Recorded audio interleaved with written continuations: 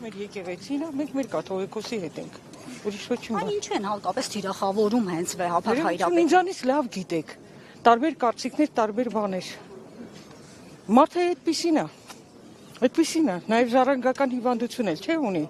Գիշերը քնում առավոտը զարթնում է, միայն սրտիկներ անում ու վերջին ինքնավորոշում։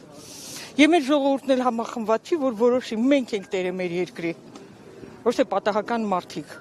որին խաբված ձայն տվեցինք։ Ներողություն, այսօր Փաշինյանը ամեն դեպքում կառավարության նիստից հետո լրագրողների հետ զրույցում այնքան վստահ ու հանգիստ տոնով ասաց, որ վեհապարին հեռացնելու են կամ այսօրվա կամ վաղվա գործ է։ Հետն էլ ասաց, որ բախումներ չի լինի։ Ինչպես պիտի հեռացնեն օրինակ։ Ինքը այդպես է ասում, ու ժողովուրդն էլ համբերություն ունի։ Ինքը դիտավորել է այդպես ասում, որ բախումներ լինի, որ նորից լցնի տարբեր տեղեր։ Ինչի մասին է խոսքը։ Ես չէ որ ձեզ պետք ասեմ, ճկուն միտք ունեք, լրագրող եք, ձեր շնորհիվ ենք մենք շատ բաներ իմանում։ Մենք շատ բաներին բացահայտում ենք ձեր շնորհիվ։ Երեք իշխանական լրատվամիջոցով 10 եպիսկոպոսների տարածած հայտարարության հիման վրա այսպես էս հավաքը կազմակերպեց։ Ձեր կարծիքով դա սադրանք էր, սադրանքների էին մղում։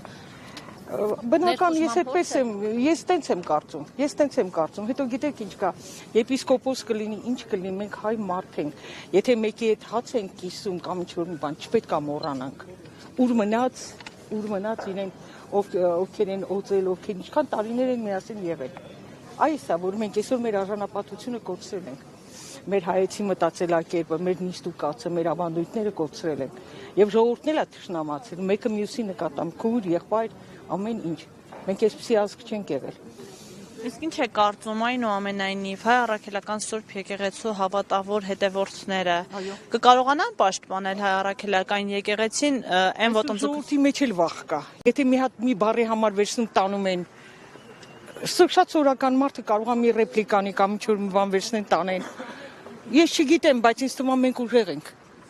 Մենք ուժեղ ենք, հավատքը պետք է մեզ տանին դեպի հաղթանակի։ Շնորհակալություն։ Մենք էլ ենք։